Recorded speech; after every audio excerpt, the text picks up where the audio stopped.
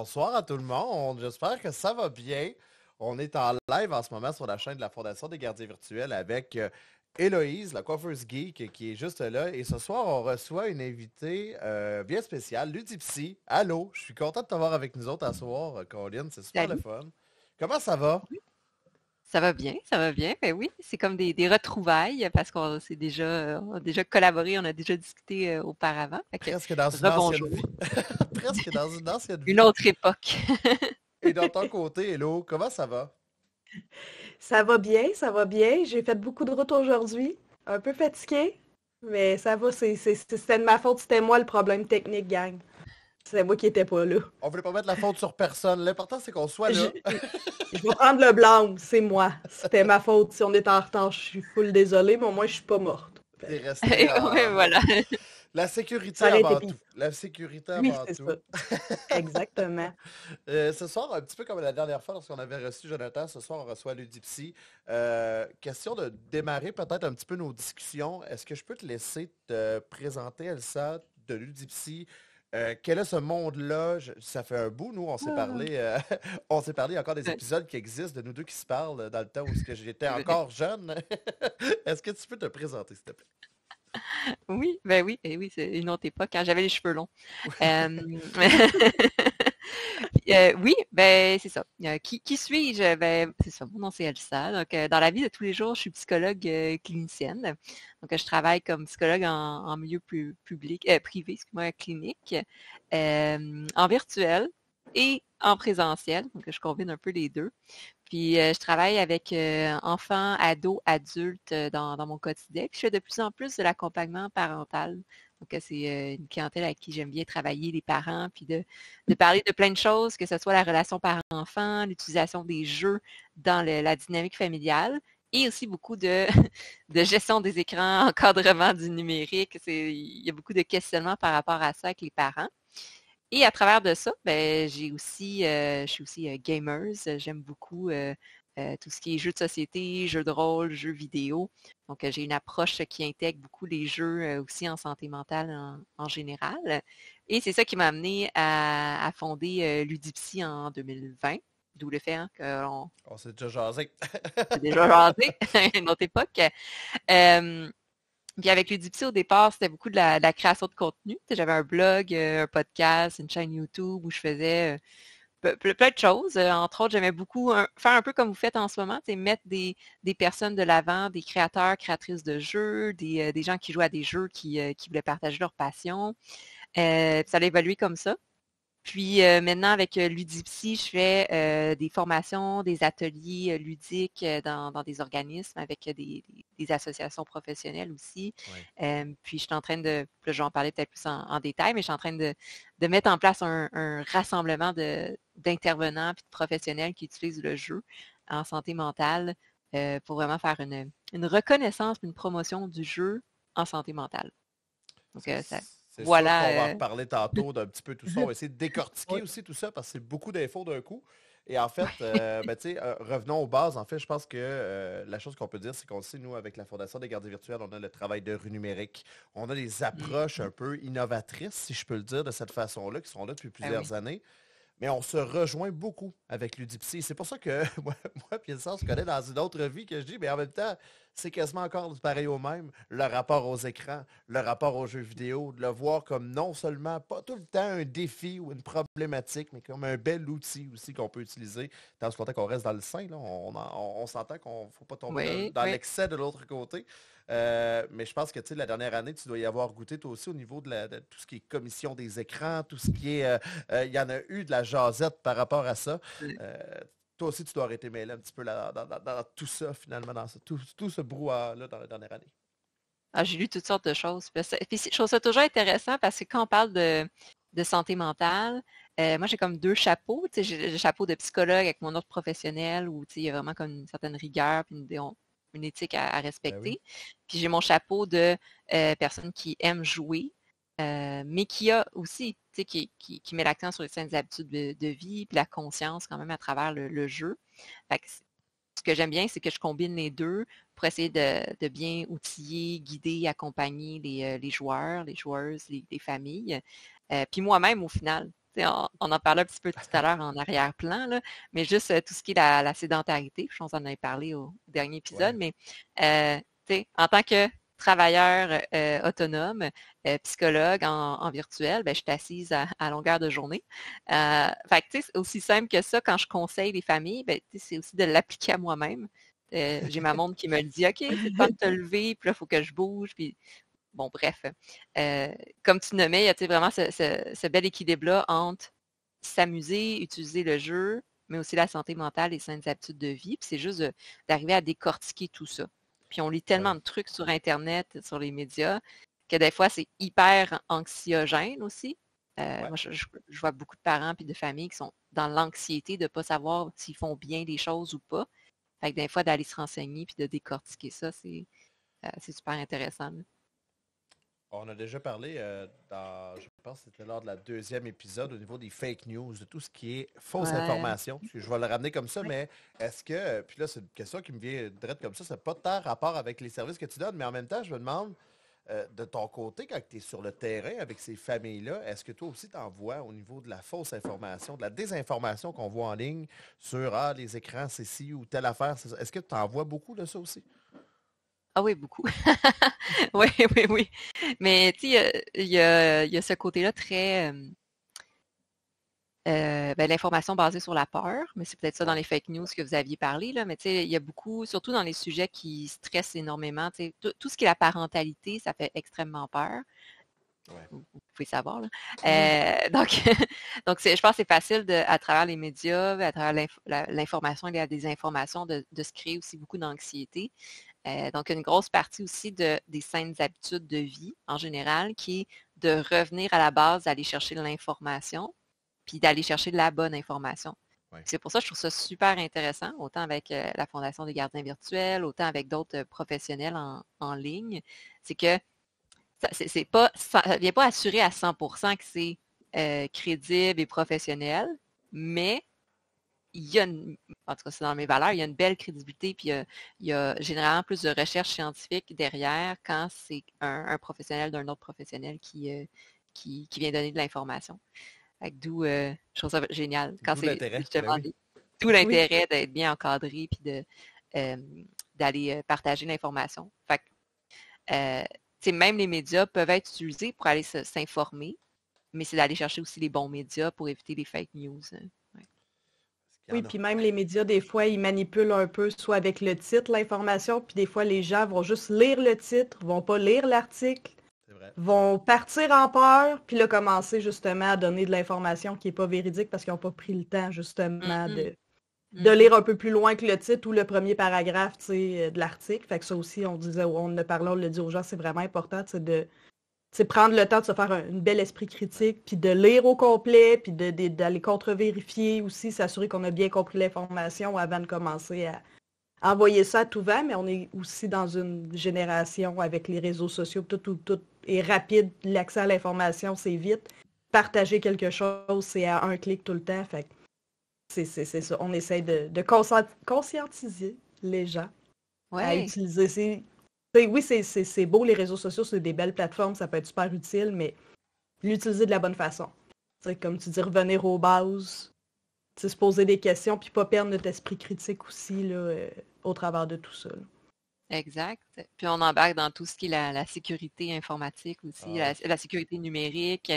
Puis je trouve ça intéressant parce que de ce que j'observe, de plus en plus d'écoles aussi s'intéressent à ça, puis demandent des formations justement sur la Ouais. cybersécurité, cyberintimidation, sur aussi tout ce qui est c'est ça, la désinformation. Parce que, bon, là, ça c'est un peu un dicton un peu kitsch, là, mais tu sais, ça reste que la connaissance passe par l'accès à l'information. Ben Mais oui. l'accès à l'information, tu sais, c'est cette capacité-là d'aller chercher le plus d'informations possible pour se faire un esprit critique aussi. De dire, ah, ben, j'ai lu telle chose, mais c'est ça, avant de le prendre comme une vérité acquise, ben, d'aller voir autour ce que d'autres personnes disent, puis de nuancer un peu les propos, puis de, de faire une évaluation critique des choses. Hein. Ouais, puis je pense qu'en fait, ça devient de plus en plus. Les gens ont fini par comprendre que ben, tout ce qui est web, tout ce qui est numérique, c'est une réalité. C'est quelque chose qui fait partie de à tout le monde. L'accessibilité numérique notre téléphone, on l'a tout en main, quasiment à longueur de journée. J'exagère un peu, mais c'est devenu un peu comme un fait que ben, ça va faire partie de nos quotidiens. Maintenant, est-ce qu'on peut le transformer pour dire, OK, on va l'utiliser de la bonne façon? Donc, je pense que si Mhm. tu parlais tantôt des Mm. écoles, mais je pense que autant les écoles, les familles, les professionnels aussi, tu sais, au départ, je sentais beaucoup une grosse résistance à ce changement-là, à ces nouvelles habitudes de vie-là. Il y avait une grosse résistance, puis je pense que ça se débattit un peu, petit peu par petit peu, face à, je veux pas dire l'inévitable, mais le fait que les écrans vont faire partie de notre quotidien, c'est un fait et non pas une supposition qui pourrait arriver. Donc, c'est quelque chose qui... C'est très bien dit. Je Ouais, suis bien d'accord avec ça. Puis une grosse partie de mon approche d'intervention clinique est basée là-dessus. J'ai beaucoup de familles qui viennent me voir, puis c'est un peu comme un mandat de mon enfant joue trop au jeu ou est ouais. trop longtemps sur l'ordi. Puis là, c'est comme règle le problème. Je suis comme, Oui. on va évaluer un peu la situation parce qu'en soi, tu sais, je tiens à mentionner aussi que ce qu'on appelle l'addiction aux écrans ou l'addiction aux jeux, c'est une minime petite partie de la population. C'est vraiment des critères très, très, très spécifiques. C'est comme de dire à quelqu'un la différence entre avoir un trouble anxieux et avoir du stress. T'sais, la majorité des gens vont Ouais, avoir du stress, mais avoir un trouble anxieux, ça demande des critères spécifiques, diagnostiques. ouais. Fait que peut-être que oui, peut-être qu'on joue trop et qu'on passe trop de temps sur nos écrans, mais il y a une différence entre avoir une addiction puis cyberdépendance et avoir peut-être pas les meilleures habitudes de vie possibles. Fait que souvent, la première chose que je fais quand je travaille avec des familles, même des adultes, c'est de revenir à c'est quoi les besoins du temps d'écran, puis de vraiment aussi, c'est ça, sensibiliser sur, ben c'est présent, c'est là. Puis je serais un mauvais exemple de dire, ah, ça n'existe pas. Je veux dire, je travaille devant mon ordi. Fait que c'est là, mais en prenant ça en considération comme une réalité, comme un fait, comment je fais maintenant pour m'adapter, pour me respecter comme personne, pour respecter mes besoins aussi. Ouais, puis et tes limites. Puis tu sais, moi, je vois ça un peu comme Mhm. besoin et limites, mais autant pour une personne adulte qu'un enfant, qu'un ado, c'est tout un peu ce même approche-là qu'on a tous les deux. Ben, tous les trois, en fait, avec la Fondation des gardiens Oui. virtuels, autant qu'avec l'Udipsy, je pense que ça fait, tu sais, Héloïse, t'es maman, t'as des enfants, ça fait partie d'un Oui. quotidien partout et pas mal pour tout le monde, je pense, de dire où est-ce qu'on s'arrête, et où ma limite, où est-ce que mon besoin devient tellement répandu qu'il en est saturé, où est-ce qu'il y a comme cette espèce de relation-là avec l'écran ou avec la console ou avec l'ordinateur qui devient comme hyper. On est comme sur une zone grise qui, là, je sens qu'on pourrait glisser. Donc, je Mhm. trouve ça intéressant justement de pouvoir en discuter avec toi ce soir, le Dipsy, parce que justement, on a cette approche-là. Oui, tout à fait. Je trouve ça super intéressant aussi. C'est vraiment cet équilibre-là entre euh, euh, profiter du plaisir que ça l'apporte, de ne pas développer une peur envers. Longtemps, le jour d'espérer, c'est moins présent, mais longtemps, on parlait de violence dans les jeux, par exemple. C'était vraiment, là, toutes les recherches étaient en psychologie, entre autres, étaient axées là-dessus. Est-ce que les jeux rendent violents? Puis là, Ouais. tranquillement, ça a évolué. Là, on parle plus nécessairement de ça, on parle un peu plus d'addiction. Puis là, tranquillement, ça évolue vers ben, c'est quoi les bons impacts aussi que les jeux peuvent apporter en santé mentale ou dans d'autres sphères de vie. Puis d'être capable d'avoir cet esprit-là nuancé nous permet de mieux, au final, s'adapter que de tout catégoriser comme bon, mauvais. Ouais. C'est pas bon ou mauvais, il y a de la nuance, ça dépend. Mais ça dépend de nos besoins puis des besoins de nos enfants. Ouais. Donc, ça passe par la communication. Fait que si on communique avec nos enfants, puis on communique avec nous-mêmes au final, hein, de nous écouter, d'être à l'écoute de nos besoins, ben, c'est comme ça qu'on est capable de s'adapter. Puis Ouais. l'élément clé, c'est de l'adaptation au final. Puis en fait, moi, ce que je retiens depuis le début qu'on parle, c'est le mot équilibre. On dirait que c'est ça qui résonne Et fort. voilà. C'est de trouver ou de créer sa propre équilibre, de trouver une zone où est-ce que tout le monde va être en équilibre dans un contexte donné. Puis j'ai l'impression que peu importe comment on va revirer ça de bord, autant au niveau des écrans que du temps d'écran, que du temps de jeu, que du temps de cellulaire, c'est de trouver un équilibre à quelque part. C'est vraiment ce qui résonne en moi. Exact, exact. Puis cet équilibre-là, si on n'a pas l'habitude, là, j'amène un autre sujet, c'est un peu mon sujet du moment, là, mais si on n'a pas l'habitude d'être à l'écoute de nos besoins, parce qu'on est trop axé dans des comportements automatiques, parce qu'on est trop Ouais. stressé par le futur, on n'est pas dans le moment présent.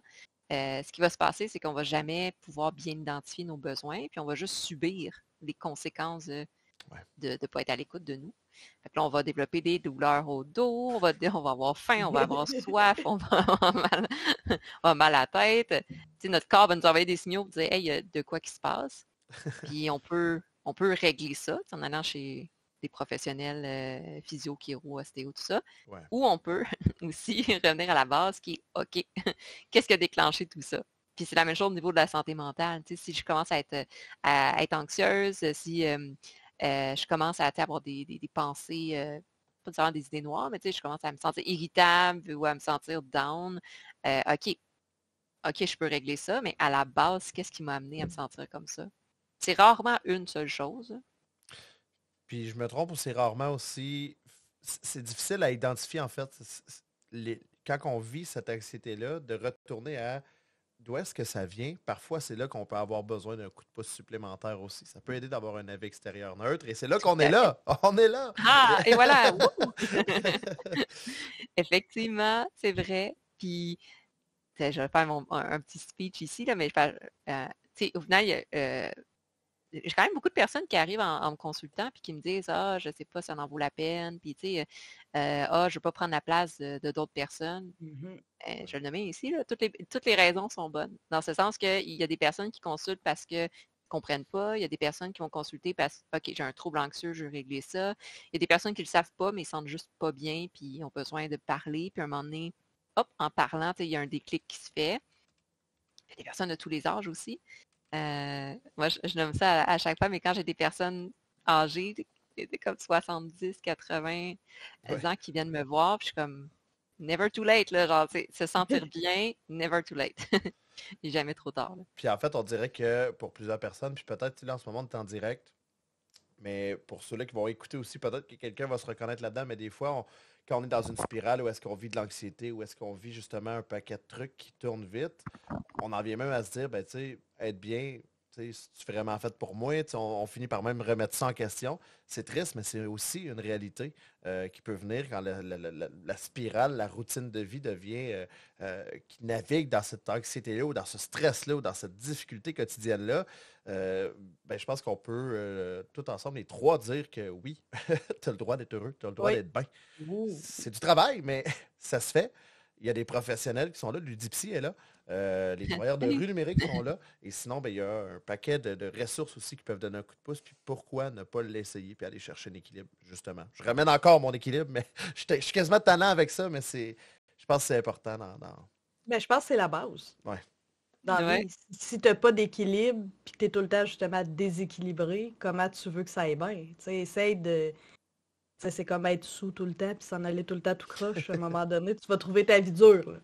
Ça sera pas facile. Fait que, tu sais, quand tu es tout le temps déséquilibré, tu peux pas avancer normalement, tu peux pas avancer à une vitesse constante non plus. Ouais. Fait que ça vient comme... Ça te ralentit, puis à un moment donné, si tu es tout le temps ralenti, ben ça devient lourd, ça devient un peu un fardeau, puis là, tout le reste embarque par-dessus. Là. Puis j'amènerais un petit point. Des fois, je joue un peu l'avocat du diable. Là, c'est mais, bon, ça. Ah oui? OK, génial. Bon, ben, voilà, je commence.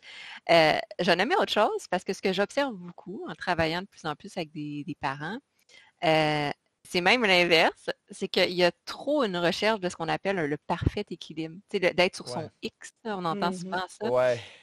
Ça devient hyper anxiogène. J'ai plein de parents et même des jeunes adultes au cégep là, qui ont de l'anxiété de performance d'être sur ce X-là, d'avoir un équilibre, comme si l'équilibre était quelque chose de statique, de comme définitif. Ouais. Puis au final, l'équilibre, c'est du déséquilibre. C'est pas ça, mais c'est d'être capable c'est de la flexibilité, de l'adaptation. C'est être, je sais pas si tu avais déjà été sur ce demi-ballon-là au gym. Là. Les moitiés de ballon, mais oui. Mais c'est ça, être en équilibre, c'est d'être en déséquilibre, mais pas être en train de tomber non plus. Mais c'est d'être capable de s'ajuster parce que la vie, on a besoin de flexibilité et d'adaptation dans la vie. Puis quand on essaie trop d'être dans cette perfection-là, ben c'est hyper anxiogène. Puis il y a beaucoup de familles, de parents, c'est vrai, de personnes en général, qui développent de l'anxiété de performance, puis qui développent de l'épuisement associé à ça, puis qui viennent consulter parce qu'ils n'ont pas cet équilibre-là de perfection. Mais au final, c'est ça qui les amène à se sentir mal, puis à constamment être déçus, puis à constamment se sentir inadéquats. Fait qu'il y a souvent aussi une déconstruction à faire sur le fait que l'équilibre, c'est aussi être en déséquilibre. C'est l'équilibre, c'est aujourd'hui, j'ai pas été au gym, pas parce que je suis poche puis je suis incapable. Non, parce qu'aujourd'hui, honnêtement, j'en ressentais pas le besoin. Ce que j'avais besoin, c'était de jouer à un jeu avec mon enfant ou de lire un livre ou d'écouter une série télé. Ouais. Mais c'est correct parce que c'est ça que tu as besoin, c'est ça qui va te donner de l'énergie pour que demain tu ailles au gym. J'adore Fait que, que tu apportes ce point-là. Tu sais, le fait d'être sur son X, on dirait que ça devrait être notre objectif de vie. Tu sais. Puis hmm, pour tellement de personnes que j'ai accompagnées, ont travaillé 5, 10, 15, 20 ans. Puis pour certains, là, c'est 6 mois qui ont eu l'air d'avoir eu l'air d'être 5, 10, 15, 20 ans. Et au moment où est-ce qu'on arrive à notre objectif final, notre objectif où est-ce qu'on se dit ça, c'est sûr que je vais être heureux, ben on se rend compte que crime, je me sens pas si mieux que ça en dedans. C'est drôle de le dire comme ça, mais c'est quelque chose que j'ai remarqué souvent. Crime, je pensais que là, j'aurais ma sensation j'ai donc bien réussi dans la vie, puis finalement, j'arrive, puis je suis comme, ah, ben c'est cool, je suis content, mais il manque la petite étincelle, il manque un petit quelque chose. Et c'est là que justement, ce genre de X-là, ça peut être un objectif. Mais est-ce que c'est vraiment quelque chose qui va te garantir un bonheur ou un équilibre? Possiblement que non, tu sais. Et je trouve ça hmm, important d'apporter cette nuance-là. Merci de le faire parce qu'on sous-estime, je pense, et on surestime peut-être même aussi le X, de dire ça, c'est mon goal, c'est mon objectif de vie, alors qu'au bout de la ligne, ben, c'est d'être en équilibre dans mon déséquilibre, peut-être, que je Puis vais je être. Oui, pense, je pense que l'avenue des réseaux sociaux aussi a joué beaucoup là-dedans parce que tu vois tout le monde, justement, les gens vont pas te mettre sur Instagram que leurs enfants ont foutu le bordel, chez eux c'est la mort, il n'y a rien qui va bien, c'est le Vrai. Cambodge, la merde est pognée. Ils vont pas te mettre ça. Ils vont tout le temps te vendre l'image justement de la petite famille parfaite, que tout fonctionne bien, que les enfants font juste 30 minutes d'écran par jour, puis après ça, ils jouent dehors pendant 6 heures. Les gens, c'est ça qu'ils te vendent sur les réseaux sociaux. Fait que ça crée des fois quelque chose qui est comme pas atteignable non plus pour tout le monde. Puis dans la réalité de la chose, c'est sûrement pas comme ça que ça se passe pour vrai chez ces gens-là, mais c'est ça qu'ils vont te montrer comme image. Fait que là, les gens font comme, hey, ben moi aussi, je veux être comme ça, moi aussi, je veux cette vie-là, mais à un moment donné, c'est pas la réalité, c'est pas vrai. Mais les réseaux sociaux ont beaucoup créé ça, puis ça crée aussi beaucoup d'anxiété 100%. à monsieur, madame, tout le monde qui se disent, ben pourquoi moi, c'est pas comme ça? Pourquoi moi, je suis pas capable d'atteindre ça? Pourquoi mes enfants font pas ça? Pourquoi moi, je suis pas capable de faire ça? Là, t'essaies, c'est ça. Tu vas te tuer à petit feu à essayer d'arriver à cette image-là de famille parfaite qui existe finalement pas. Vraiment. mhm. Ben oui. Puis c'est Alors, c'est ça, drainant. c'est. C'est drainant de Ouais. penser Mhm. comme ça. Puis en fait, ça me rappelle un exemple d'un de mes amis qui s'est acheté une maison, puis t'es comment, tu sais, là, hey, depuis les photos, t'es écœurante, puis depuis que je suis là, on dirait que c'est tout le temps à l'envers, il y a du stock qui traîne sur mon compteur, puis je suis comme, mais tu sais, à un moment donné, t'as des enfants. Moi, je reçois chez moi, j'ai même pas d'enfants, puis ça se pourrait qu'il y ait quelques enveloppes de la semaine qui traînent sur mon comptoir, parce que la vie, c'est pas d'être parfait, tout propre, tout clean, tout brillant, tout shiny de partout. Ben, ça se pourrait que ce soit pas toujours parfait. Puis à un moment donné, tu accueilles même cette imperfection-là. Puis tu te retrouves même bien dans. Exact. C'est spécial à dire. Cet Mm, inconfort-là que ça te génère au début finit par être ma zone de confortable, là. Je suis bien. Même mhm. si c'est un petit peu à l'envers, je suis bien. C'est spécial. Mais c'est la. Ouais, ben, j'aurais tendance à même pousser en disant que c'est ça l'équilibre. Tu sais, c'est de s'accepter autant dans le désir de vouloir performer, mais aussi dans la capacité à lâcher prise et à dire That's it, je suis comme ça, puis c'est ça qui est ça. Ouais. Et là, j'ai le goût de t'amener ailleurs, Elsa, en fait, parce que on est parti dans une super belle parenthèse. J'ai écrit en ce moment un article sur l'hyperparentalité, puis comment, tu sais, le stress parental. Fait que, écoute, moi, j'ai pris ça au bon, là. Mais Ben, vas-y, je te c'était suis. super intéressant. Puis en fait, je trouve ça le fun qu'on aille dans ce côté-là de ben, justement de ce qu'on voit en ligne versus la réalité de la vie. Je trouve ça super pertinent. Mm, Et en fait, c'est quelque chose que tu mettais même à l'époque, en 2020, 2021, quand on s'est connus, de l'avant avec tes blogs. Je pense que moi, j'avais en mémoire, oui. Ludipsy fait un peu, pas du journalisme, mais tu sais, t'apportais un peu ce côté-là d'avoir un accès à ce niveau-là. Est-ce que tu peux Mm. m'expliquer un peu qu'est-ce qui s'est passé avec Ludipsy? C'est quoi l'évolution de tout ce projet-là? Parce que tu as eu Ouais. tellement de trucs en même temps, tu as eu tellement de projets sur lesquels que tu travailles encore et certains d'autres qui sont encore présents depuis les tout débuts. Tu peux-tu te détailler pour un peu les gens peut-être qui ne te connaissent pas dans le chat ou même les gens qui vont écouter ça en rediffusion sur les autres plateformes? Qu'est-ce que Ben oui, l'Udipsy? Puis qu'est-ce que ça mange en c'est quoi hiver? les défis? Ben oui, hein, on me pose pas la question. Euh, parce que j'aime apprendre, puis j'aime ça découvrir et essayer des choses. Donc, je suis partie dans plein de directions, comme ça, très, très bien nommé. Puis, de- euh, ma petite histoire, au final, c'est que quand j'ai terminé mon internat, mon doctorat en psychologie, c'est en 2020. 2020, plein milieu de la pandémie. Fait que quand j'ai commencé à travailler comme psychologue, il n'y avait vraiment pas beaucoup de travail au final, comme psychologue privé. Fait que j'avais plein de temps libre à cette époque.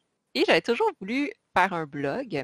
Puis moi, avant OK. de faire mes études en psychologie, j'ai fait une maîtrise en communication. Puis je m'intéressais, puis à travers ma maîtrise en communication, je me suis intéressée beaucoup à l'impact des jeux vidéo. Puis je m'intéressais beaucoup au ludique. À cette époque-là, c'est surtout c'est quoi les représentations visuelles qui sont attirantes, puis qui vont amener les gens à avoir du plaisir, puis à se représenter. C'est une approche sémiotique. Euh, mais tout ça pour dire que j'ai toujours eu cette fibre-là de créative et ludique. Et là, temps libre égale réflexion. Puis ça m'a amené à me dire, ben, je veux parler de jeux, mais de jeux au niveau vraiment santé mentale. C'est combiner l'aspect sociétal, c'est quoi les impacts du jeu, hein, le jeu de société sur santé mentale. Donc ça, c'était mes deux champs d'intérêt. Puis j'ai toujours voulu écrire. J'aime ça écrire à la base. Puis tout ce qui est la vulgarisation scientifique, ça veut dire écrire, mais basé sur des recherches ou des études, puis faire un transfert de connaissances. Fait que c'est ça. Fait qu'au début, c'était un blog que j'ai parti, santé mentale, jeux, puis après ça, ça a évolué. J'ai une de mes amies euh, qui a parti un podcast. Puis là, ça m'a intéressée. Je me suis dit, hey, je vais essayer ce format-là, ça a l'air le fun. Fait que là, je m'étais toute renseignée. J'avais vraiment plein de temps libre. Euh, je me suis renseignée, j'ai parti un podcast. Donc, à travers le podcast, j'ai collaboré. Je pense que mon premier podcast, c'était avec David, professeur Board Game. Petit moment de Oui. pub. Si vous ne connaissez pas, allez le voir, il est génial. Il fait des vidéos règles sur des jeux de société. Il est juste génial. Il m'a initié au monde des jeux de société. Fait que un gros merci, David. Euh, Puis après ça, c'est ça. J'ai collaboré plus avec d'autres personnes dans le jeu de société. Après ça, jeu de rôle, jeux vidéo. Puis à un moment donné, je me suis dit, hey, c'est le fun, YouTube. Fait que là, je commençais à faire des vidéos YouTube. Puis là, ça partait un peu dans toutes les directions. Je me suis dit, ah, j'ai essayé de faire des vidéos règles. Je me suis rendu compte que je n'étais vraiment pas bonne. Moi, j'ai besoin d'écouter des vidéos règles. J'aime pas lire les livres de règles. Fait que oui, c'était avec Sophie, exactement. Salut, Montréalos. Je revois des noms. Donc oui, c'était avec Sophie de Mixdeal aussi, qui est une bonne amie à moi. Fait que c'est ça. Fait que vidéo règles, c'était pas mon truc. Après ça, j'ai voulu faire plus des analyses de jeux. C'était le fun. Puis c'est ça, je me suis lancée plus dans l'aspect entrevue. Donc j'aimais ça vraiment plus mettre les gens de l'avant que moi. Fait que j'avais des invités, puis là, je parlais de leur projet. Un peu, c'est ça comme on fait en ce moment. Fait que j'ai fait une série, ça s'appelle Jeux de rôle en bref. Fait que c'était tous des joueurs ou des créateurs de jeux de rôle, puis ils venaient parler de leurs jeux de rôle. J'ai fait la série La place des femmes et plus dans le monde du jeu vidéo. Fait que ça, c'est vraiment, c'est ça. Des créatrices de jeux, des femmes impliquées dans le domaine du jeu, de la création, de la conception. J'ai fait une série justement sur les écrans aussi avec Simon comme un neuropsychologue. J'ai fait plein de petites séries, une série sur la santé mentale. Fait que je sais pas, j'avais des sujets, je trouvais ça un beau médium pour faire du partage de connaissances. Ça, c'est à peu près jusqu'en 2023. Je t'arrête deux Petit peu. secondes. S'il y a des gens qui veulent voir ces séries-là, est-ce qu'il y a encore une place? Est-ce qu'ils peuvent les trouver ou est-ce qu'ils peuvent peut-être aller Ah, ben consulter tout oui, ça? Je trouve ça intéressant quand même, là, Oui.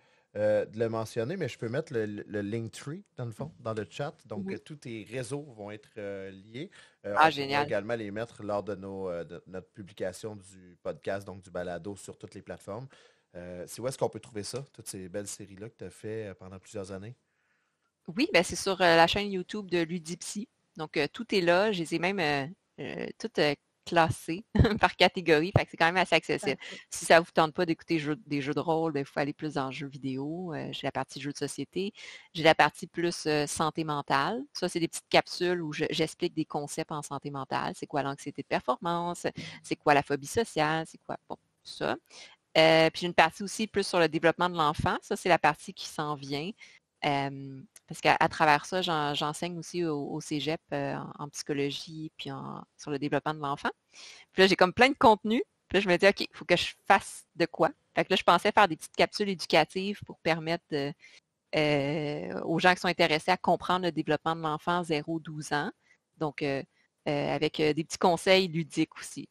J'aime bien faire des formats plus ateliers interactifs. Ben oui. Donc, c'est ça. Puis, à travers, ouais, je peux dire, entre 2023 puis 2025, honnêtement, le 24, enfin, non, excusez, entre 2022. L'Udipsy a été très actif pendant peut-être 2 ans. Puis là, après ça, le petite tranche de vie personnelle, ma mère est décédée. Puis ça m'a amené, bon, ben oui, j'ai pris un moment de pause. Puis j'ai été liquidatrice d'une succession. Je ne sais pas s'il y a des gens qui vivent ça, qui ont vécu ça, Ouais. mais c'est une charge mentale et émotionnelle extrêmement difficile. Même que je me suis dit, mon Dieu, il faut qu'il y ait des services en psychologie orientés vers ça parce que c'est intense. Fait que bref, si vous vivez ça, écrivez-moi. Mais, mais c'est ça. Fait que j'ai vraiment été surchargée par des trucs administratifs pendant 3 ans.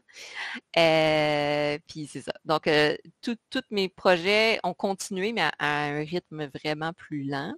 Puis après ça, ben c'est ça. Là, je suis en train de récupérer de cette charge-là mentale, émotionnelle. Puis j'ai eu un petit regain d'énergie en novembre dernier. Fait que là, je suis en train de repartir. Euh, puis c'est ça qui m'a amené là, excusez, là, je suis un monologue. Est-ce que vous voulez Ben rajouter? correct, maintenant c'est pour ça On on te t'écoute. laisse T'es aller. là pour OK, ça. c'est bon, OK. C'est Si l'heure de j'avais des faire toute ta questions, promo puis toutes tes prothèses. Je veux vraiment. Je trouve ça intéressant que tu nous apportes tout ça. Puis tu sais, avant que tu poursuives, je vais quand même te souhaiter quand même toutes mes condoléances Oui. pour ta mère. Je sais que Ah, ça a merci. été Ouais, non, c'était clairement une grosse épreuve, là, donc ouais. en plein durant la pandémie, c'était vraiment pas cool. Ouais, oui, il s'est Ouais. passé des trucs dans ma vie. Des trucs moins que j'expose moins ces médias sociaux, évidemment. Là. Oui, Mais quand on est au niveau personnel, là, il y a des trucs qu'on garde de l'autre côté. Ben, peut-être tantôt tu parlais de trouver ton équilibre dans le déséquilibre. À ce moment-là, probablement que les réseaux sociaux, c'était pas ta priorité, puis tu as trouvé ton équilibre ailleurs, puis tu es revenu, tu reviens en force maintenant avec plein de trucs cette année. oui, hey, c'est surtout que j'avais tellement de choses. Honnêtement, la charge administrative est tellement grande que je gérais. Bref, c'est un peu compliqué mon affaire, mais j'avais 2 successions d'affilée. Parce que, bref, fait que je gérais 2 dossiers de succession en même temps. Fait que j'avais comme 3 piles de dossiers ouverts devant moi. Puis j'étais comme, OK. Et Non. je suis pas bonne en administration puis en organisation. C'est vraiment pas mon fort. Fait que c'était vraiment pas euh, génial. Ah, c'est Là, j'en clairement. parle avec humour parce que c'est fini, là, mais T'es bonne? j'étais comme, ah! C'est ça. Fait que bref, hein, trouver son équilibre, c'est aussi accepter que des fois, faut gérer les choses pas le fun, puis après ça, on passe à autre chose. Fait que c'est cela. Et là, ben, dernièrement, je me suis rendu compte que j'aimais beaucoup ce que j'avais créé avec Ludipsy, puis je voulais continuer ça dans le temps. Puis, tu sais, j'ai plus arrêté la création de contenu dans les dernières années, mais je me suis plus orientée vers la formation. Donc, j'avais donné des formations avec des ordres professionnels, des organisations. Puis, j'aime beaucoup aussi donner des conférences, des ateliers. Je collabore avec plusieurs organismes communautaires, TDL Montérégie, entre autres. Je collabore avec eux depuis un certain temps. Fédération de la famille aussi, que j'ai commencé à collaborer avec eux.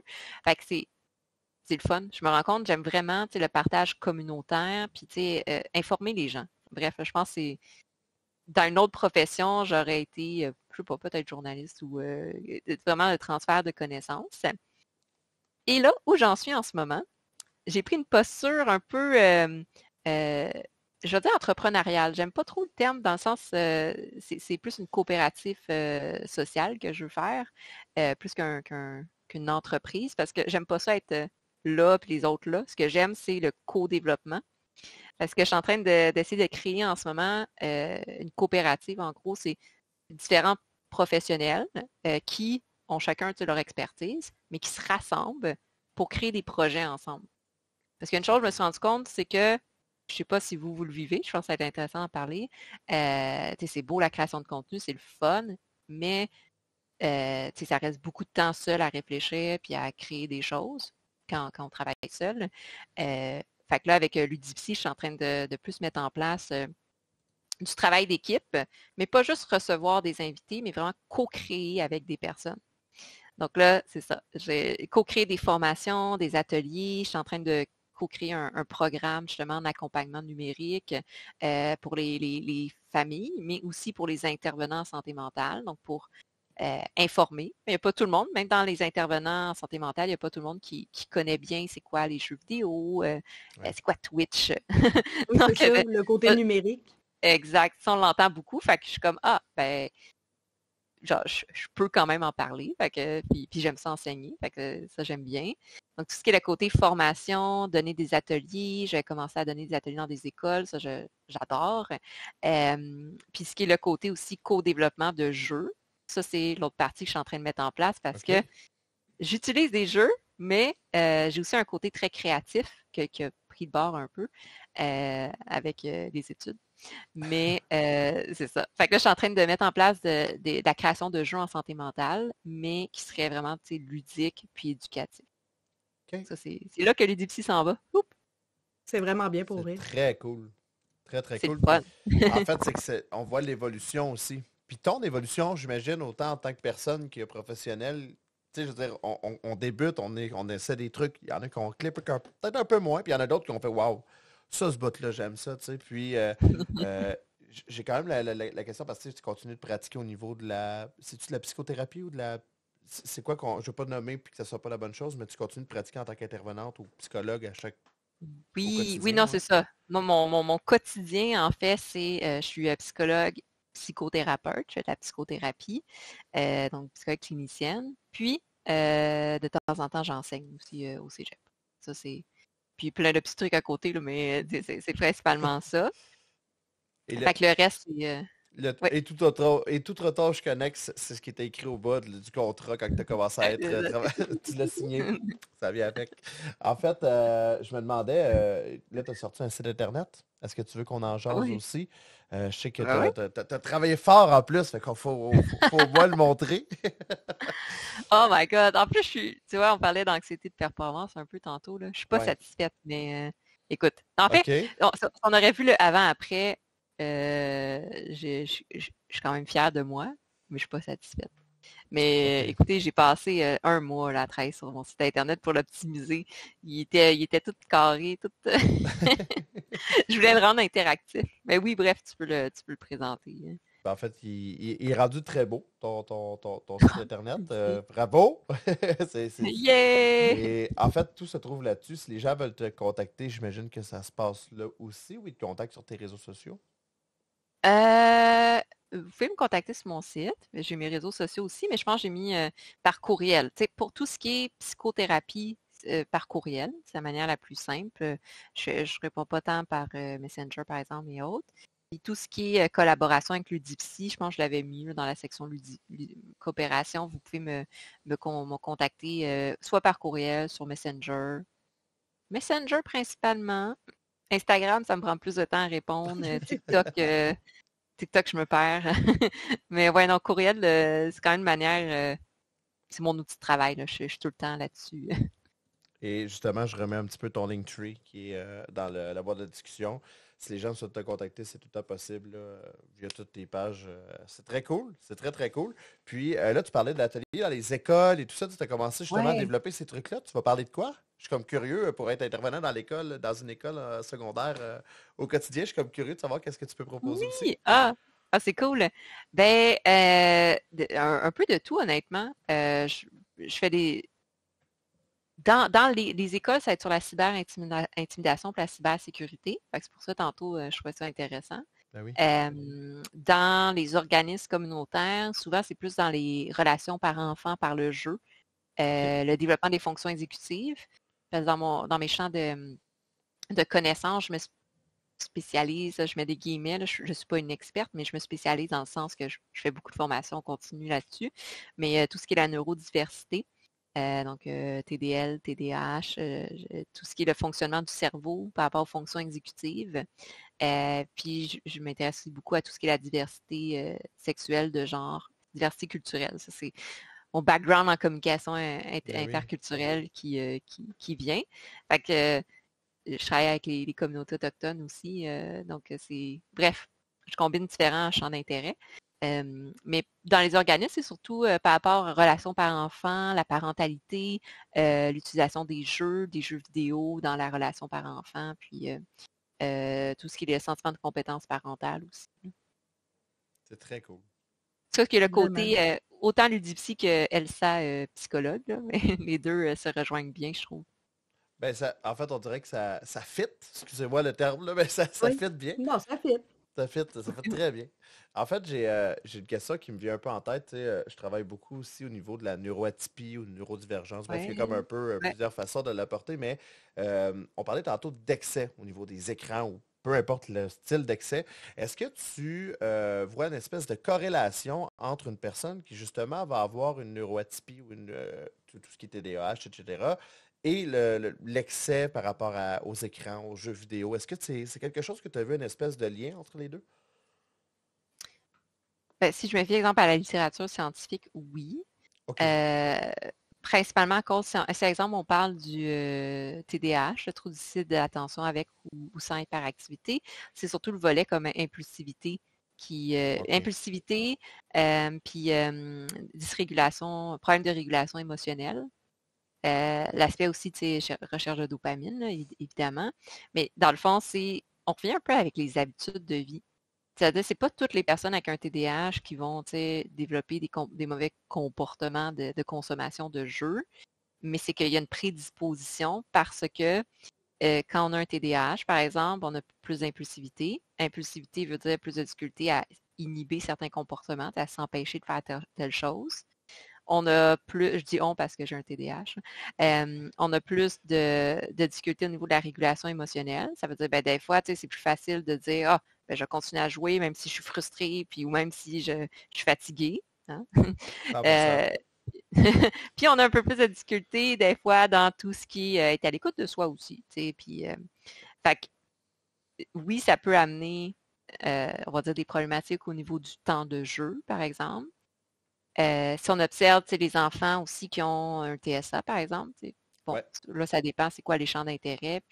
Mais si on parle beaucoup de socialisation par les jeux, moi, je travaille beaucoup avec des enfants, pas des enfants, plus des ados, adultes, la neurodiversité, donc avec TSA, entre autres, Mhm. que le jeu vidéo, c'est une manière de connecter socialement. Effectivement, c'est une manière plus facile de socialiser sans avoir les normes sociales, puis bon, toute la pression gestion. aussi. La pression de Je voir. Exact. connais ça. Ouais, c'est Ça, ça. Exact. ça me rejoint, moi. Ça, c'est moi, la TSA, qui trouve ça plus facile par les Ah, jeux C'est très vidéo drôle et parce qu'en l'Internet. fait, tu sais, moi et Loïse, la Coiffeuse Geek, on se connaît depuis des années et des années. Et en fait, même les gens Ouais. l'ont notifié dans la boîte de discussion du direct. Euh, Quand tu as parlé du TDAH, je t'ai littéralement décrit mon comportement. Et je posais la question parce que je le sais qu'il y a une corrélation qui peut être très bien faite entre les deux. Puis tout de suite après, tu es allé vers le TSA. Donc pour ceux qui se questionnent par rapport au TSA, qui c'est le trouble du spectre de l'autisme, oui. et la Coiffeuse Geek, ben, tu l'as comme pas mal décrit. Ouais. Tu m'as décrit tout C'était- après, je suis comme, bon, c'est moi ça, allô? Ouais, voilà. T'es forte, t'es trop fort. Fait que Oui.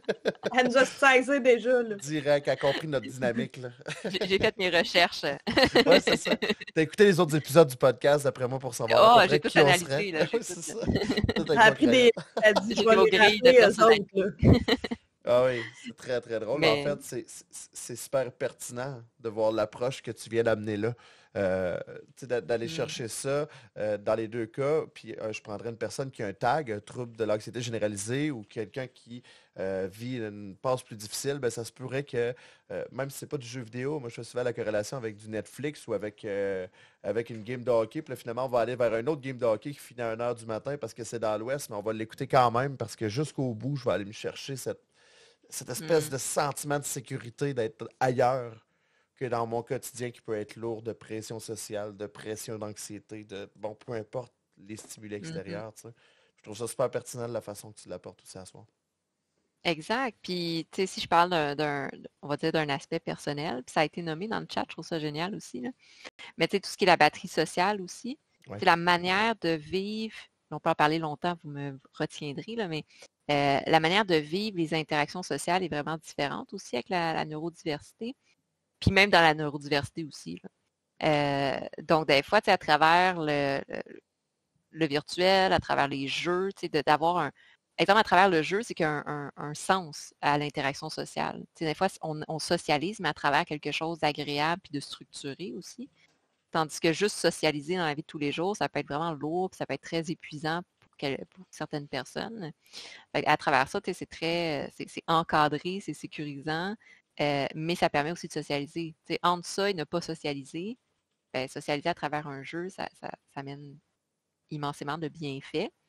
Fait que dans mon approche clinique et personnelle, là, j'intègre beaucoup ça aussi. C'est de dire, OK, c'est correct, une personne joue X nombre d'heures à son jeu, mais il faut voir aussi c'est quoi, le quoi et le pourquoi.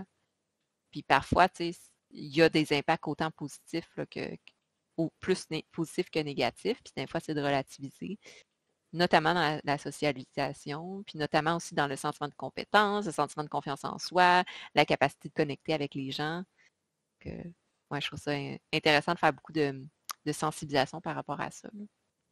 Oui, c'est beaucoup moins demandant, mettons, de mon côté, de socialiser, c'est ça. Au travers des jeux vidéo, c'est, tu sais, c'est un cadre, je sais, on va jouer à ce jeu-là, ça joue de cette façon-là, je vais parler par rapport au jeu beaucoup, veux pas, parce que souvent des jeux de communication entre joueurs. Fait que Mm. mon social se fait, je suis bien, puis versus quand je vais aller faire du social dans des événements ou peu importe, je reviens chez moi, puis j'ai des beaux physiques, là. Tu sais, comme là, Mhm. j'ai été Mhm. justement dans un meet-up en fin de semaine. Aujourd'hui, j'ai vraiment mal au cœur, puis je le sais que c'est pour ça, là. Je suis drainée. Puis là, j'ai un fond de mal de cœur, j'ai eu ça toute la journée, puis j'étais comme, je le sais que c'est juste parce que ma batterie a fait. Ah, mais t'es bonne de le faire quand même, là. Je veux dire, Oui. D'être actif le J'essaie ouais, de soir, pas c'est... m'empêcher de sortir puis de faire des activités, mais je le sais que souvent, je paye après, mais mm, là, je suis comme, bon, c'est un petit coup, mais je choisis où je vais. Je vais pas mhm, partout, partout, partout, mais Mais quand c'est dans mes intérêts. t'es quand même là à soir en plus pour le podcast, tu sais. Je veux dire, t'as quand même une autre petite limite que tu viens de step up, puis je veux saluer ça, tu Ouais. sais. Je veux dire, vraiment, je veux le ouais. saluer, puis te dire, c'est vraiment cool. Tu t'es tapé 8 heures de route facile aujourd'hui, dans des Ouais. conditions qui étaient très moyennes après une surdose De de boîte. social, et à soir, t'es quand même là. Fait que, tu sais, je veux dire, je pense que c'est une belle... tu sais, les personnes qui ont une neuroatypie, peu importe c'est quoi, ont une très forte résilience, je trouve, dans la majorité de leur sphère de vie, tu sais, ou du moins ils développent cette résilience-là, ou du moins ils apprennent au moins à la connaître. Et je trouve ça Mm. beau de voir la résilience que tu montres à soi aussi, c'est cool. Ah ouais, Merci. ouais. C'est On pas. va apprendre à vivre avec. Oui, puis c'est pas toujours facile. Tu sais, je sais pas si tu sais, vous côtoyez ou travaillez beaucoup avec des jeunes justement de la neurodivergence, mais tu sais, il y a un long processus aussi d'acceptation puis de compréhension de ce qu'on vit. De plus en plus, là, je me rends compte que c'est tellement, c'est parlé, c'est connu. Mais tu sais, exemple, je me rappelle, moi, quand j'étais jeune, jamais, genre, ça a été mentionné. Tu sais. Là, encore une fois, je passe sur un sujet, là, mais tu sais, par exemple, de mon côté, j'ai été diagnostiquée à l'âge adulte. Fait que Moi ça a aussi. Ouais, fait moi un aussi. déclic, là. Voilà, ouais. C'est- Euh, fait que vraiment, il y a une espèce de déclic de oh, c'est tout ça que j'ai vécu, tu sais, des années à te sentir différent, puis à pas vivre, puis à pas percevoir les choses, puis à toujours faire des erreurs sociales, puis là, t'es comme, je comprends pas, qu'est-ce qui se Ouais. passe? C'est J'ai comme, comprends. je sais plus comment, là. T'es comme, moi, là, il y a des affaires des cues sociales, j'ai pas compris, puis ça marche pas, puis tu dis pourquoi Là, j'ai c'est dit ça, ça. pourquoi j'ai fait ça, puis là, ça crée de l'anxiété. Exact, Énormément. exact. énormément. Fait que tu sors dans des situations sociales puis tu deviens hyper anxieux parce que tu anticipes tout le temps, tu sais. Mhm, Juste aller, mhm, mettons, le meet-up, je l'ai su d'avance, j'y allais, ben dans ma tête, je me suis préparée mentalement à exact. y aller, là, tu sais. Fait que quand je suis arrivée là-bas, j'étais préparée, ça allait bien. Ben oui. Puis Mais quand, si je paye pareil après, tu sais. Mais ouais, mais des fois, on vient chercher un peu une certaine forme de bienfait aussi dans ce genre d'événement-là. Fait que souvent, ça va être de compenser ce qu'il y a plus de pour, comme tu disais un peu tantôt, Elsa. Puis tu sais, moi, en fait, quand c'est quelqu'un qui, justement, par rapport au social, c'est plus difficile, ou par rapport à m'arrêter de jouer ou arrêter de consommer, peu importe c'est quoi. Moi, j'ai travaillé longtemps en dépendance, puis souvent, au niveau de la neuroatypie, on allait justement chercher, moi, j'appelais ça la relation avec la substance ou l'habitude. Comment tu te sens par rapport à ça? Ben, ça va. Ben, si ça va, qui suis-je pour te dire d'arrêter, tu sais? Mais la journée où ce que tu vas Mm. me dire, Sam, ça commence à être raide, puis je suis plus capable. Oups, là, on a un beau flag qui est élevé en disant, est-ce qu'on est capable de doser ou est-ce qu'on diminue ou est-ce qu'on va vers un arrêt de cette habitude ou de si ça t'apporte trop de négatif, tu sais? Fait que je pense que d'aller se questionner par rapport à ce genre de relation-là qu'on peut avoir avec une habitude, avec une forme de social qu'on s'impose parfois pour fitter dans la norme. Encore une fois, je sors mes anglicismes fitter, mais on a souvent cette espèce de côté-là, je trouve, qu'on se sent obligé, malgré nos différences, malgré notre réalité, en fait. Et tu l'as dit, Mm. moi, j'ai été diagnostiqué TDAH, puis TAG adulte, tu sais, puis j'ai fait du 1+1 direct sur tellement, tellement de choses, tu sais. Je suis pas médiqué aujourd'hui, mais je comprends ce qui peut se passer. J'ai fait des cheminements personnels. Puis en fait, si des gens écoutent, soit dans le chat ou soit sur d'autres plateformes, ça vaut Tout à tellement, fait. mais tellement la peine d'aller chercher un coup de pouce, puis d'aller justement aller euh, comprendre un peu, encore mieux, Mhm. qui on est. Même si on est adulte, puis même si on a 40, 50, il n'y a pas d'âge. Tu l'as dit tantôt, hein, il y a non. des gens, it's never too late, il y a des gens qui arrivent à 60, 70, 80 ans. Je pense pas qu'on peut se dire il est trop tard pour essayer de te comprendre, là, puis d'être bien Ah avec non, toi, puis ta vie. tout C'est... à fait. À Ouais. tout moment, ça aide, que ce soit une évaluation diagnostique ou que ce soit tu sais, la psychothérapie ou du soutien. il- il- au final, c'est la base, hein, c'est de prendre soin de soi, c'est de s'aimer soi-même assez pour vouloir s'aider à aller mieux. Ouais. Puis s'aider à aller mieux, ben, des fois, c'est ça. C'est d'avoir une évaluation qui permet de comprendre qu'est-ce qui se passe, qui est même à 30 ans, de comprendre qui on est. Puis des fois, ben, c'est d'aller chercher du soutien, c'est d'aller voir une perspective différente, d'aller chercher des outils ou juste d'être écouté, d'être entendu. De- des fois, moi, quand que je suis allé consulter au départ et tout ça, c'est la première fois depuis très longtemps que je disais, hey, on dirait que je me sens pas seul. Pour la première fois, il y Hmm. a quelqu'un peut comprendre quelque chose, tu sais, parce que des fois, ça devient tellement le brouhaha dans notre tête. J'ai un tag et un TDAH, fait que je vous garantis que ça roule vite. Mais, J'imagine. mais tu sais, 100 000 à l'heure.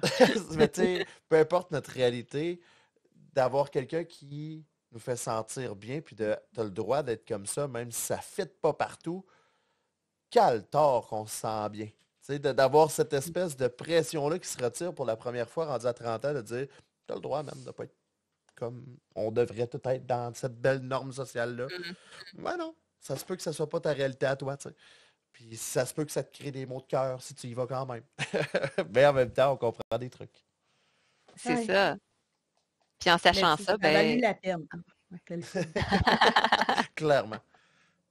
ben c'est ça au final. Mais tu as ce choix-là conscient de vouloir y aller ou pas, t'sais, versus te sentir obligé de faire quelque chose pour suivre les normes sociales, puis finalement, de juste souffrir de ça, là. Ouais. Ouais, puis c'est un beau piège, hein. De donc ben essayer à tout prix de fitter, mais c'est un beau piège qui peut faire mal à court, moyen, long terme. Il faut faire attention à ça. Puis, Mm. en fait, je pense que c'est pour ça qu'on fait ce genre de podcast-là aussi. C'est de sensibiliser les gens. Puis, tu sais, ça, tu le fais dans plein de sphères. Tu as parlé de tes blogs tantôt, de tes vidéos, de tes séries que tu as fait sur la santé mentale. Puis, je pense que on se parlait il y a quoi, 4 ans déjà, 5 ans? Ça Ah fait ouais, c'est ça. longtemps, tu sais, puis on dirait que pour moi, c'est il y a un an, là, mais tu sais, il y a longtemps, et on avait déjà ce genre de discours-là, il Mm, y a mm, tant d'années. Puis je suis comme, on a encore ce même genre de discours-là, et après chaque podcast, il y a encore des gens qui m'écrivent et qui me disent, hey, ça a fait du bien que quelqu'un qui comprend ou qui nomme des trucs que je peux mm. m'associer à. Puis je suis comme, je pense qu'on n'en parlera jamais assez. Je pense que c'est Non, c'est ça. Exact. Mais tu bien le nommer, je trouve ça génial. Parce que des fois, genre, je suis comme, oh, je me répète, puis les gens, ils sont tannés d'entendre ça. Mais non, Mhm. je pense que ça fait tout le temps du bien. Même moi, en ce moment, ça me fait vraiment du bien de parler de ça avec vous. Je suis contente. Je suis comme, toujours de savoir, tu sais, qu'il y a... En fait aussi, je pense que ce qui est intéressant, c'est de voir de la diversité dans les différents profils de créateurs, créatrices de contenu, mais aussi les différents profils de professionnels puis de personnalités. Ouais, Ça amène, OK, ben, ça, on peut avoir la neurodiversité ou pas, puis on peut faire telle chose ou pas. Tu sais, on a vraiment ce choix-là, puis cette possibilité-là d'avoir ouais. différents modèles, puis de choisir ce qu'on veut faire. Ça, je trouve ça génial aussi. Ça peut D'où, ouvrir nos horizons ouais. aussi. Tu sais, veux pas. Oui.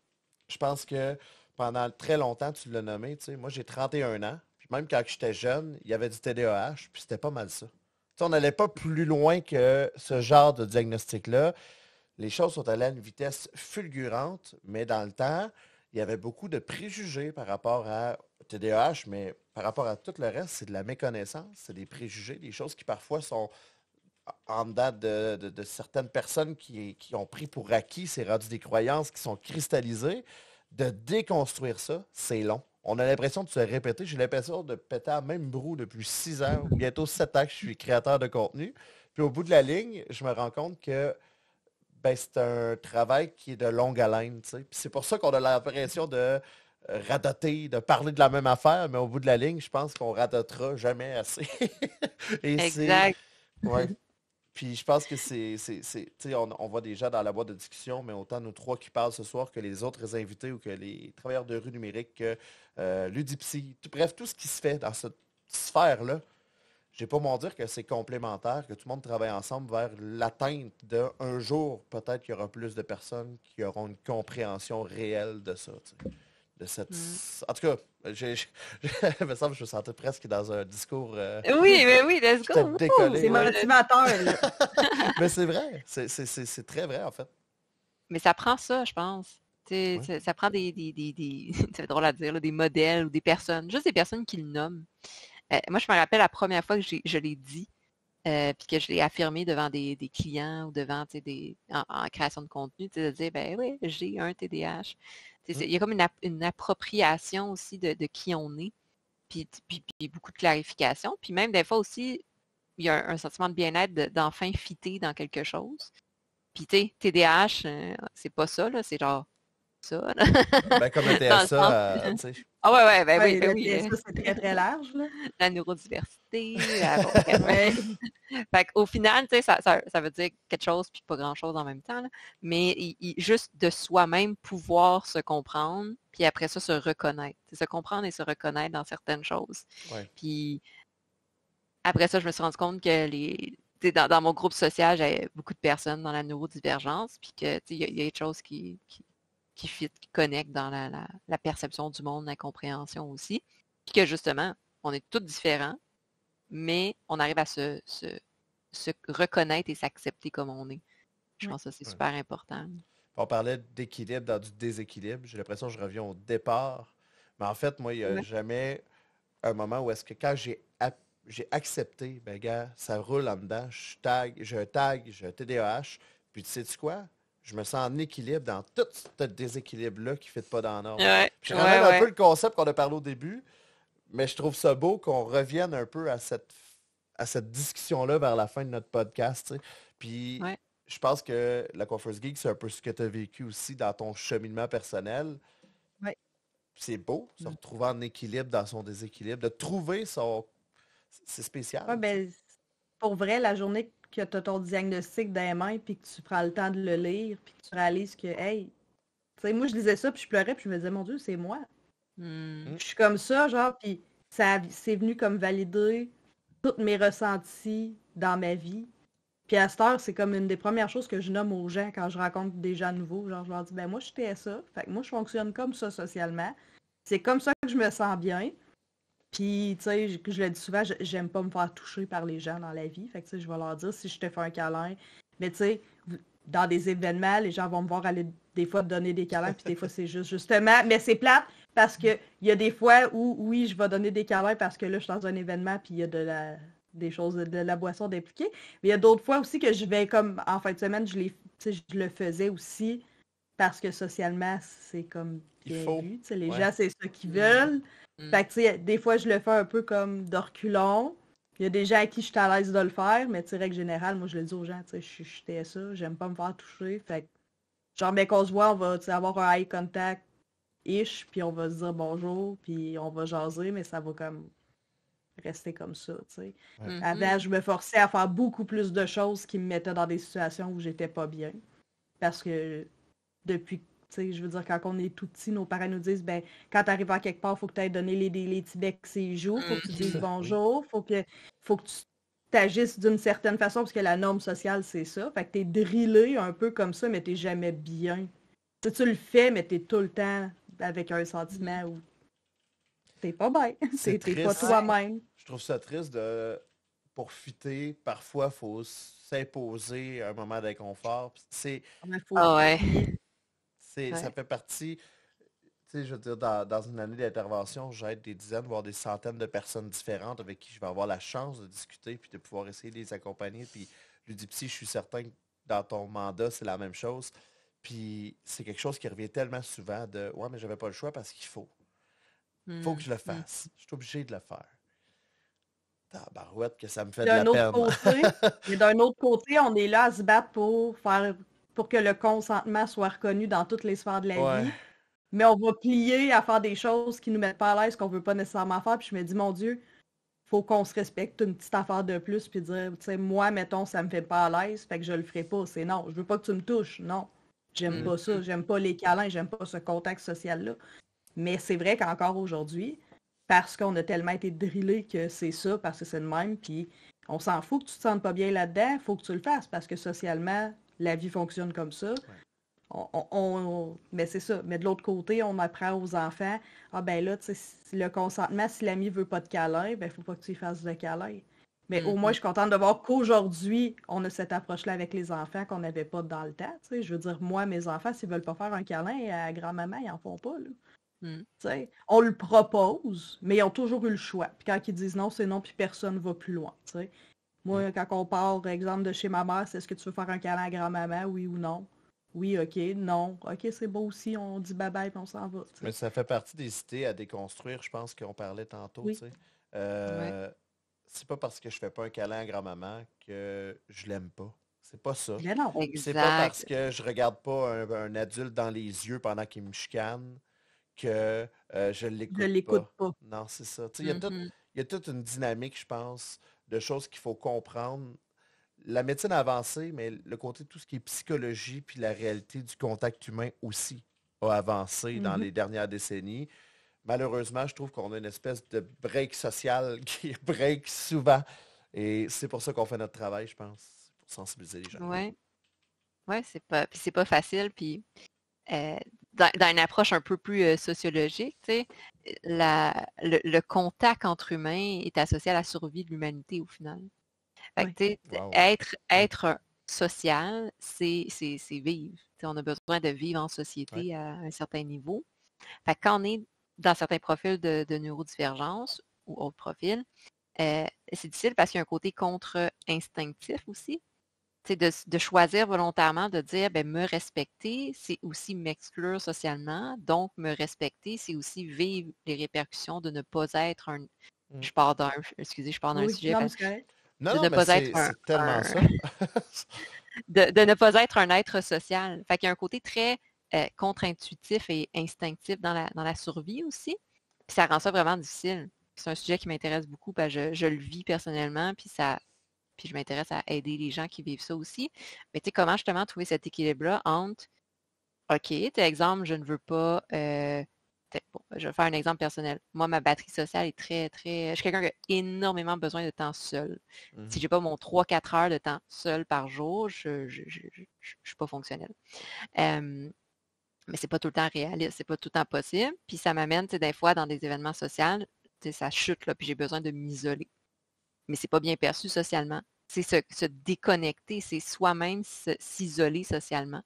Mais s'isoler socialement, c'est s'exclure de la communauté. c'est sûr, la communauté, ça Ouais. aide pas à la survie de l'humanité. Fait qu'il y a comme vraiment de réfléchir à cet équilibre-là entre, oui, il faut à un moment donné dépasser ses limites, ça sera pas plaisant, mais quand est-ce que c'est correct, puis quand est-ce que, tu sais, on accepte de, OK, je m'excuse socialement, je serai pas quelqu'un, tu sais, de bien socialement perçu, puis c'est correct parce qu'il faut que je me respecte. Ouais. Fait que, tu sais, c'est vraiment, C'est je un pense beau... qu'intrinsèquement, il y a ce côté-là de conflit entre instinct de survie puis respect de soi.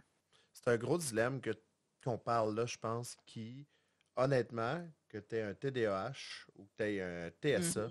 ou que tu aies un TAG ou que tu aies un diagnostic ou que tu n'aies aucun diagnostic, peu importe qui tu es, on a toute cette limite sociale-là, je pense. Puis, tu sais, j'aimerais même inviter les gens qui nous écoutent en ce moment ou qui vont nous écouter en rediffusion sur les autres plateformes à vous Ouais. questionner. Tu sais, y a-t-il des choses que je me force à faire pour fitter dans le moule, pour être avec tout le monde? Ah, moi, là, les Bonne voyages, ça me stresse donc bien, mais la famille, ils s'en vont tous dans le sud, il faut que j'y aille avec eux autres, puis je vis de l'anxiété pendant 1 an et demi à penser à ce voyage-là.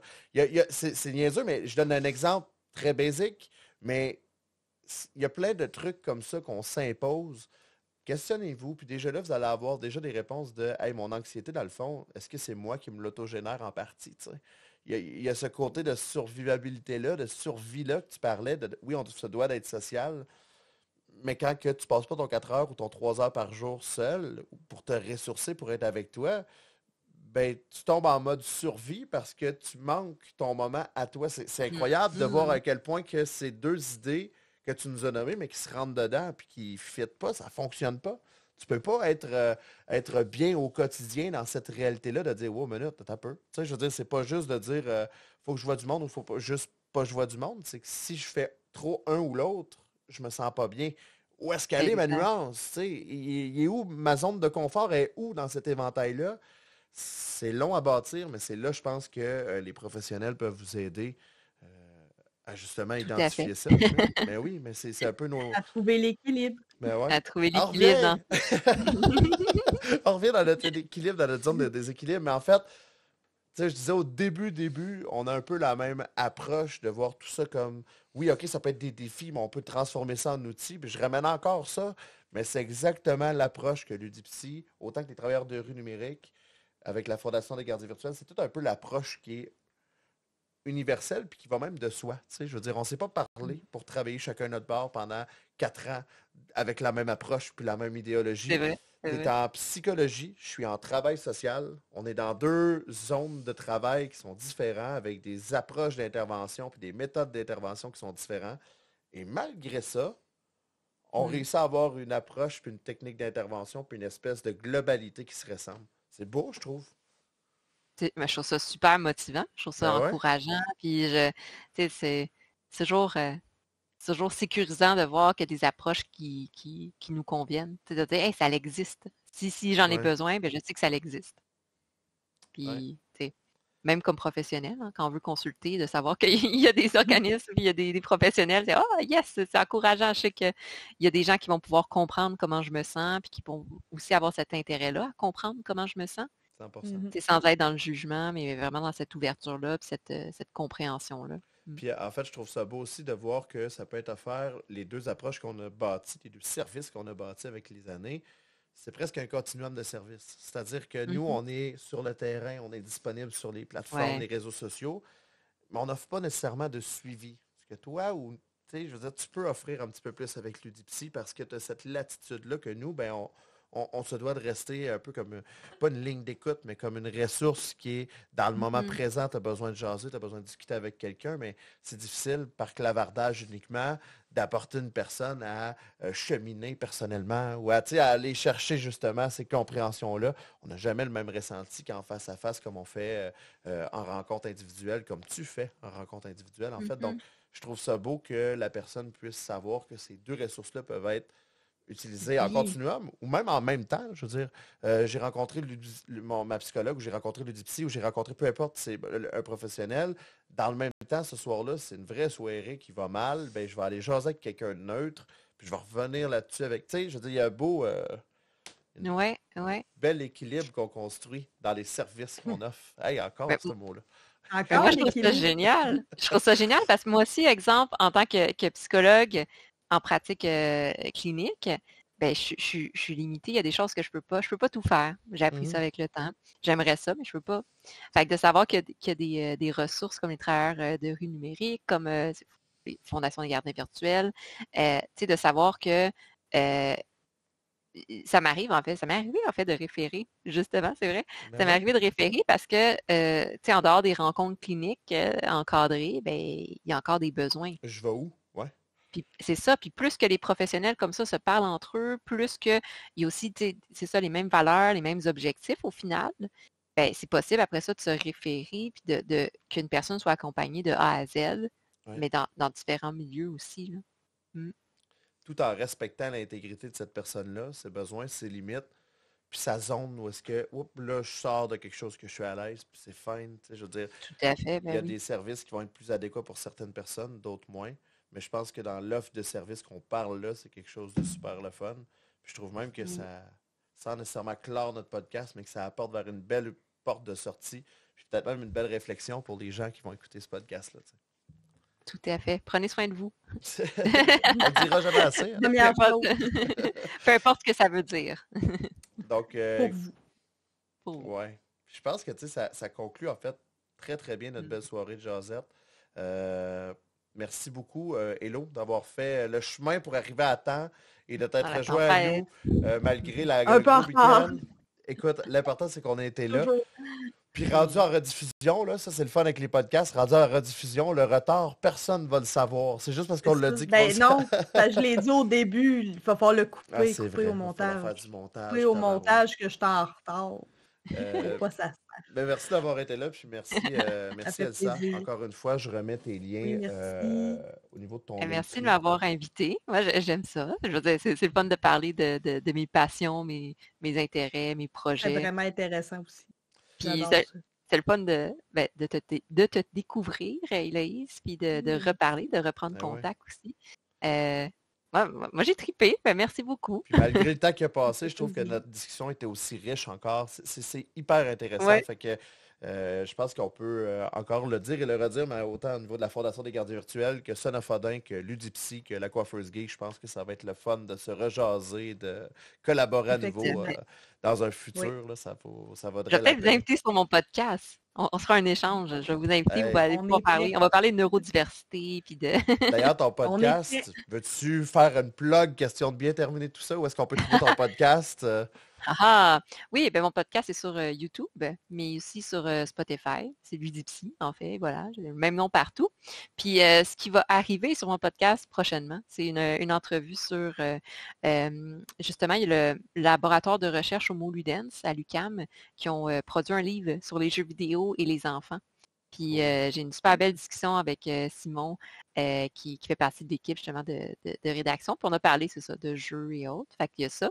Puis je vais faire aussi bientôt un podcast sur justement la parentalité neurodivergente. Ça veut dire les Wow. parents qui ont de la neurodivergence, comment est-ce qu'ils font pour aller chercher des ressources d'accompagnement parental, mais adaptées aussi à leurs besoins. C'est un parent avec un TDAH. Trouver les outils puis les mettre en place, ça ne se fait pas de la même manière qu'un parent qui n'a pas un TDAH. Non, Puis puis les programmes ne sont pas encore super bien adaptés. Fait que je vais parler de ça. dans l'implantation dans nos habitudes de vie, c'est un autre game. Là, tu sais, je veux dire, Yep.